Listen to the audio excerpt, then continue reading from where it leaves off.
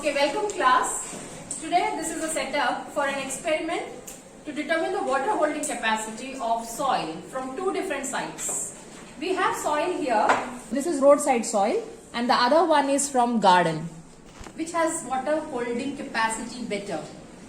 We have taken soil, very dried soil. It should not have moisture and it should be very powdery. This is one precaution you should take care of. So it's dried up in a crucible, in a hot air oven, or you can just sun dry it for some days, but it should not be wet. That is one main thing you have to take care of. Now we are going to measure this soil. We will take 50 gram of each of this soil and continue the process of experiment later. Let us see the measuring process first. Now switch on the machine. Keep a plain paper on the slab.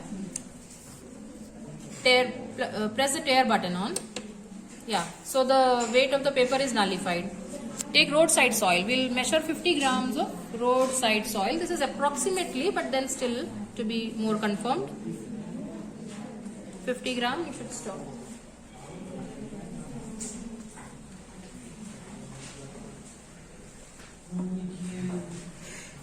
This is another paper. Press the tear button on again. This is for garden soil now. Same way. Start placing the soil very gently. 50 gram of garden soil also.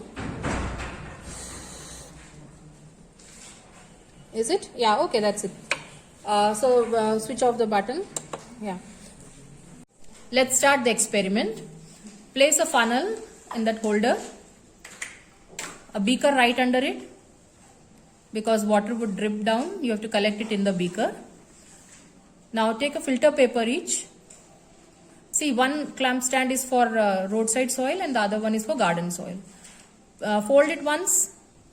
One more fold. Now, 3 flaps at one side and 1 flap. Yeah, that's how. Place it in the conical flask. This should be done very carefully. The folding of filter paper should be very properly done. Now place the measured amount of soil in each of it. This one is garden soil. The other one?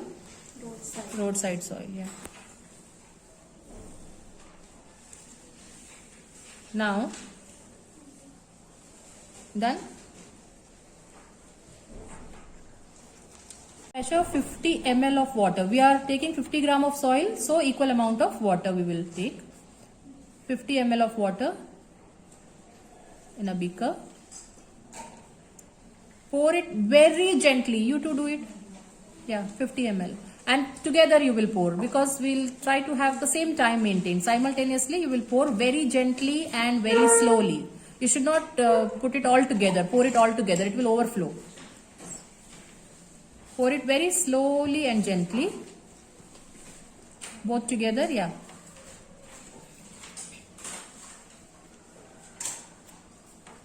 Beaker should be right under, yeah. The water should not spill out. That will show variation in the results. Yeah, go on pouring. Should not stop. Pour. Go on pouring. Let it go. I said you can do it gently, but need not stop in between. It will take care of dripping. Can you just see and tell which one is percolating faster through? Which one is dripping faster? The roadside one. You know why? Because garden soil has more of clay, silt, etc., which are smaller particles. That is one main reason. They are smaller particles, so surface area is large. So they have the ability to bind to water and bind together better than the roadside soil, which is not having much of clay, etc. It is loose soil, more sandy particles like. So they are bigger particles, so they don't hold on to the water or bind well. So they allow, pores in them are more. They are more porous. Porosity is more in the roadside soil, whereas garden soil has small, lesser pores. So it will have the ability, naturally it will have the ability to hold back more water. We are talking about water holding capacity of the soil. Clear? So our experiment is not how much is dripped out. Our experiment, our aim is how much is held back by the soil. Moreover, garden soil also has organic matter. This is very important for Viva point of view. What makes the garden soil hold back more water? See, one thing is the particles are smaller, like what I said, clay, silt, etc. They are smaller particles. But then you should know garden soil always has amount of organic matter, like they add manure, they add fertilizers, etc. So the organic matter also has that, water binding, water holding ability. So that makes the soil retain more water. Whereas roadside soil is loose. Is it clear? Yeah, just check girls. The dripping is almost over, I think. It's done completely. Okay. Now, see, we are already using the beaker with the measurement given there. It's calibrated. So, you see the measurement, how much of water is collected in the beaker. How much of water is collected? Just check, see how much of water is collected.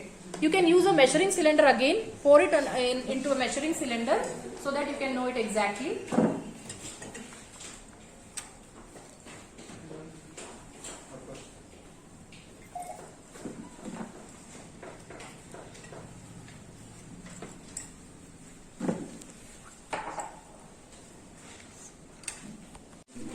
The water collected in the beaker from both the types of soil, that is dripped out from both the types of soil, is now taken in a measuring cylinder.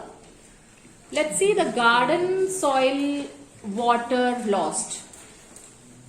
20 ml of water is collected from the garden soil, dripped down from the garden soil. Whereas from the roadside soil, it shows 30 ml. That means the roadside soil has lost more water compared to the garden soil. Now, of course, the water lost by both the types of soil, when you see, it is the roadside soil showing more amount of water dripped out. Whereas garden soil, less amount of water dripped out. But our aim is what is held back by the soil. What is retained, calculated. We have to use a formula to calculate what is retained by the soil. So let's see the board for the calculation part. Yeah, let's see the calculation part now, students. Focus here. We have type of soil, roadside soil, sample A is roadside soil, sample B garden soil, right? How much did we measure? 50 gram each. Amount of soil will take P, though in calculation P is not needed, but because in some of the books it is given, you can write it. Aim of the experiment, materials required, all those things you will write. I'm just coming to the calculation part. So 50 gram each we will measure. We have measured. Then we poured 50 ml of water in each case. We collected water, measured it in a measuring cylinder, and we got 30 ml for roadside soil and 20 ml for garden soil. Now the calculation part. So P we can ignore. Q is volume of water poured, and volume of water collected in the beaker down was R. We are taking it as R. So what is the volume of water retained in the soil? Q minus R. So Q minus R would be 50 minus 30 in case of roadside soil, that is 20 ml. In case of garden soil, it is 50 minus 20 ml, that is 30 ml. Right? Now percentage of water retained in the soil. Percentage, how will you calculate? Very simple. Q minus R, we have already done this 20. So Q minus R 20 upon total volume of water added, that is 50 into 100. So 40% comes for the roadside soil. Same way, Q minus R is 30 for garden soil. So 30 upon total volume of water added, 50 into 100, 60%. So which soil retains more water? The garden soil. The garden soil has ability to retain more water, again because I already explained while doing the experiment. It has got more of clay, silt, etc. which are smaller particles. And smaller particles have larger surface area, because of which they hold water properly and in a much amount compared to the roadside soil, which is bigger particles of soil. So they cannot hold that much of water, so it drips off, it percolates off, or it gets washed off. Is this much clear? Instead of roadside soil and garden soil, we can also have a setup like 3 setups, one with clay soil only